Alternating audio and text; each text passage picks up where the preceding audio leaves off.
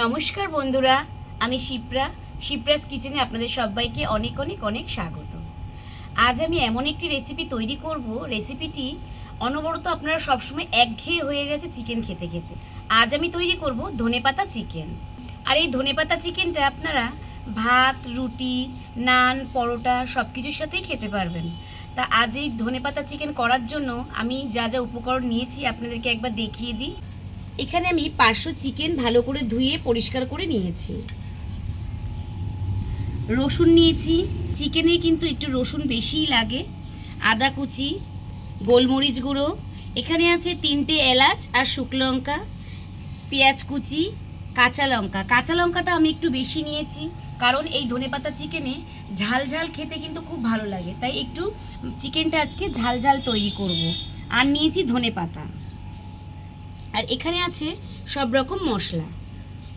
তো বন্ধুরা, আমি এখন রেসিপিটি শুরু করি। ধনেপাতা চিকেন করার জন্য বন্ধুরা সবসময় সর্ষের তেল ইউজ করবেন। সর্ষের তেল ইউজ করলে খুব সুন্দর টেস্ট হয়। তেল কিন্তু গরম হয়ে গেছে, এবার আমি 2টো শুকনো লঙ্কা আর 3টে এলাচ ফাটিয়ে রেখেছি দিয়ে দিলাম।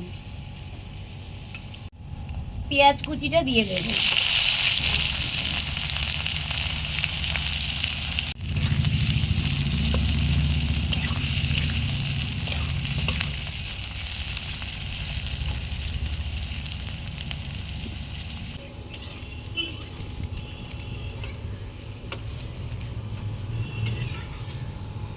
পেঁয়াজটা একটু ভাজা হতে হতে বন্ধুরা আমি কিন্তু মশলাটা তৈরি করে নেব।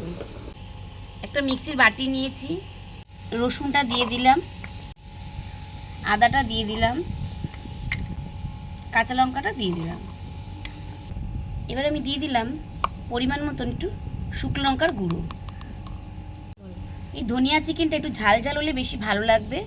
এবার আমি দিয়ে দিলাম জিরের গুঁড়ো, হলুদ গুঁড়ো,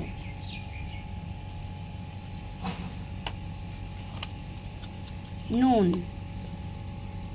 এবার আমি সামান্য পরিমাণে জল দেব, এর মধ্যে দিয়ে পেস্ট করে নেব। দেখুন মশলাটা আমি পেস্ট করে নিয়েছি।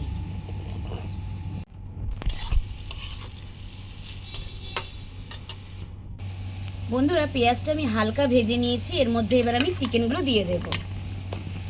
পেঁয়াজটা কিন্তু আমি পুরোপুরি লাল লাল করে ভাজিনি বন্ধুরা।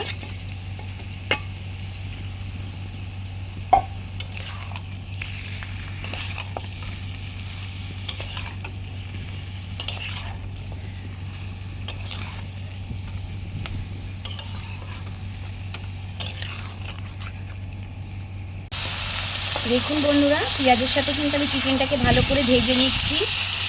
এই ধনিয়া চিকেন তৈরি করতে বন্ধুরা জল কিন্তু লাগে না। বন্ধুরা চিকেনটা কিন্তু আমি পেঁয়াজের সাথে ভেজে নিয়েছি, এবার আমি মশলাটা দিয়ে দেবো। এই চিকেনটায় বেশি জল, একদমই জল লাগে না, পেঁয়াজের রস আর এই মশলাতেই হয়ে যাবে, চিকেন পুরো সেদ্ধ হয়ে যাবে বন্ধু। এবার আমি ধনেপাতাগুলোকে কেটে মিক্সির বাটিতে নিয়ে নেব।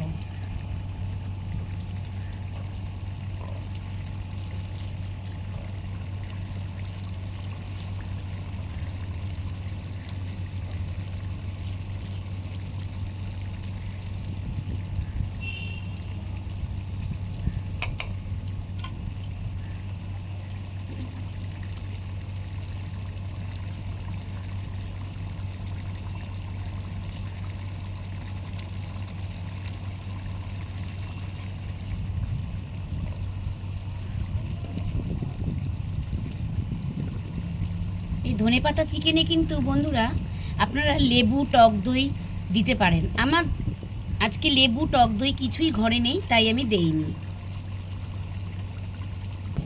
সামান্য পরিমাণে একটু জল দিয়ে দিলাম। এবার আমি ধনেপাতাটা পেস্ট করে নেব। দেখুন বন্ধুরা মাংসটা কিন্তু আমার ভালোভাবে কষে গেছে। এবার আমি ধনেপাতা বেটে রেখেছি দিয়ে দেব।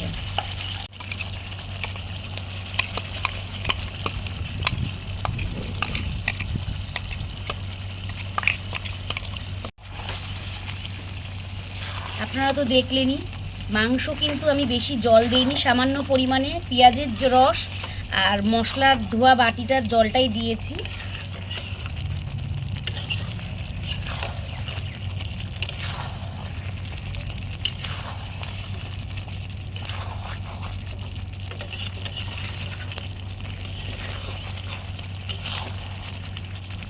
বন্ধুরা, ধনেপাতা চিকেন কিন্তু আমার তৈরি হয়ে গেছে। এবার আমি ওপর দিয়ে একটুখানি গোলমরিচের গুঁড়ো ছড়িয়ে দেবো।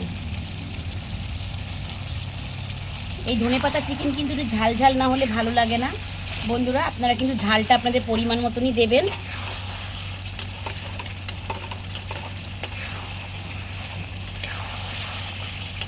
দেখুন বন্ধুরা, আমার কিন্তু তৈরি হয়ে গেছে ধনেপাতা চিকেন। এবার আমি নামিয়ে নেব।